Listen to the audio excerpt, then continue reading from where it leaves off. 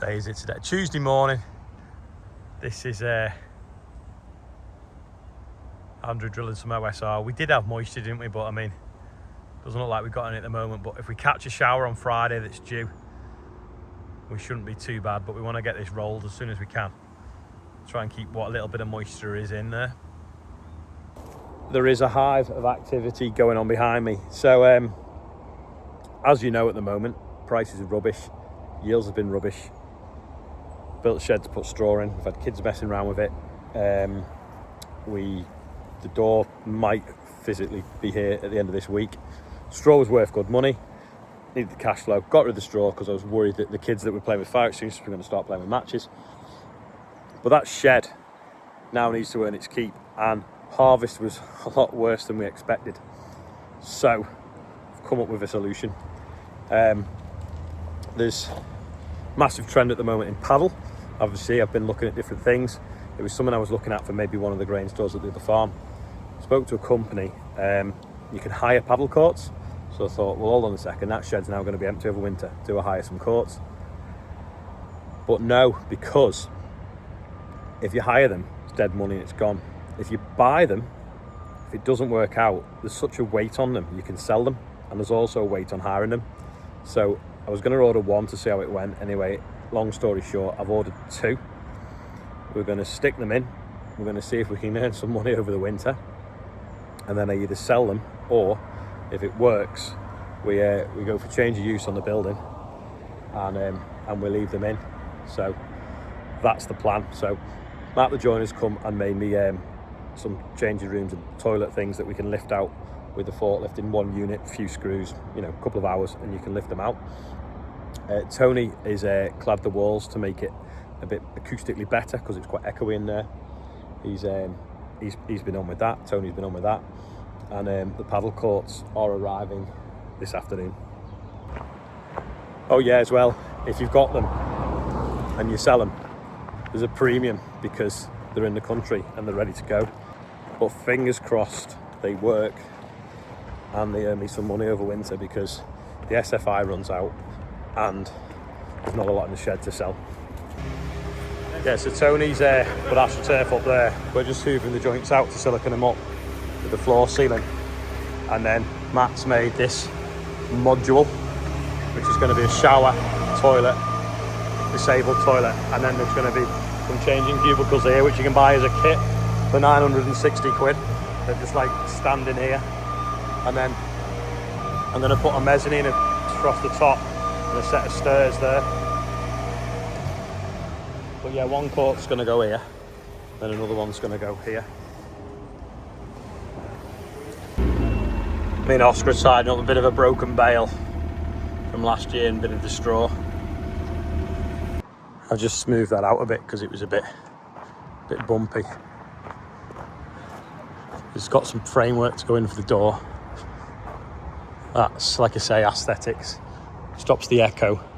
It also keeps a bit of the heat out as well, because you now end up with a cavity. That's measured ready for the court. Matt's dad's just putting the insulation in the cabin, shall we call it. I've got a water pipe and electrics in this corner. So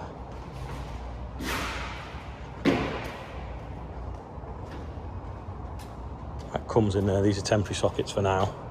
That comes in, the water will go along there, head that way to the toilets, and then there's another hole needs drilling for the electric cable as well. And we've got to take a cable up along there to that girder and then down, ready for the door. Another door's going here, 1.2 metre pedestrian door, and another one over there as a fire escape. This is the first lift off the truck, obviously the turf. It's like a big bouncy castle.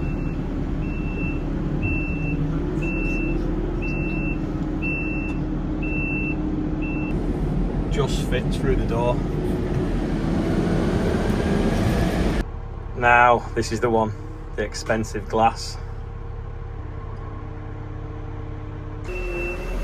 Feel better now, I've unloaded that. One more to go though.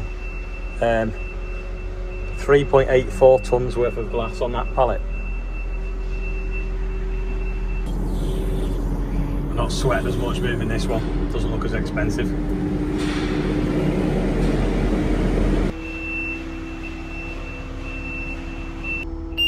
Nice reflection, isn't it?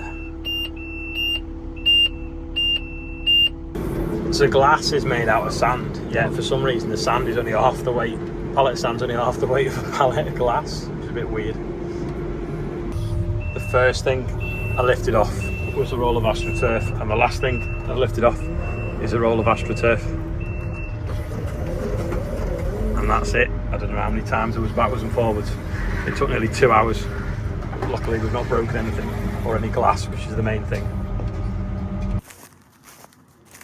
This is the field that the kids were messing around the other day, setting fires. I was just seeing if the straw's dry, and it is. Because when we cut it, it had a bit of green in it. Because you can see there, like, you know, we've got this barley that's still growing. It threw like 1 tiller up to survive, and then threw a load more up. Weird. What a year. We'll get this mopped up. Just had something in the ash auger anyway. I've just rooted it out with Rob. Bit of something that's gone through the chipper, probably a garden tool shaft. Handle, whatever, I don't know. I've stopped to rethread a needle, but look, can you see that green stripe? So this field was 2 different varieties of barley. One of them obviously didn't like the hot weather and is throwing extra tillers up. The other variety is completely dead. So is this more hardy because it stayed green, or is that more hardy because it just grew through the hot temperatures?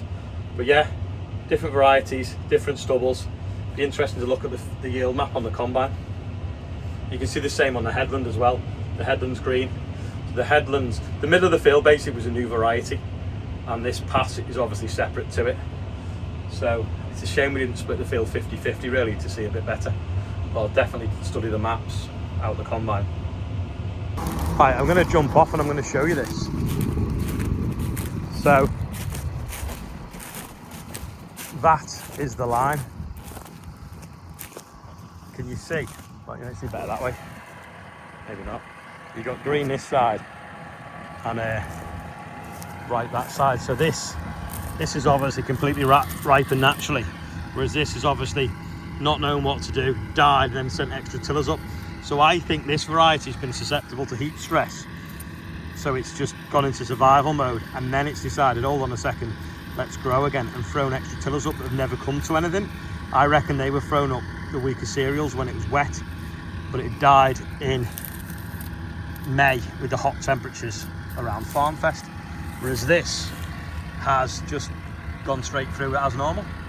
But we'll look at the yield maps to see which yielded the most, whether it's this one or that one. But either way, that is quite stark, that difference, if you can see. Green, not green. You can see it as clear as day, more so probably from the tractor, but yeah. Ian's going to download the map, so we'll see what it looks like. You can't really see because Rob put a fire break in this field yesterday, but in the far corner, wrong row, this one, in the far corner over there were some burnt patches where kids have been setting fire to the corn. So this is what they look like now, but this is what they looked like the other day, as you can see. So as soon as we get this baled, the better. That's good. The sun is getting lower, but not all the way down. You can see another line in this stubble here, can't you? Where it's headlands one variety and the middle's the other. Well, maybe not because of the sun on the camera. But it curls round there. Oh, there you go. You can see it there. See the green lines. So yeah, the map on the combine does show that the headlands were rubbish and the middle wasn't much better. But it was definitely better than the outside. Right, on to the next. Come to see how they're getting on in here. So they seem to be putting the Meccano kit together. That must be the middle bits. and then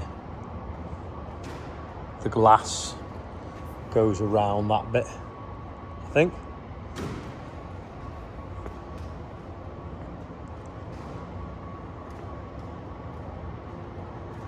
Yeah. It's getting there. I thought them bits were a bit smaller, but obviously not. They're going to be into that alleyway though, aren't they, which isn't ideal.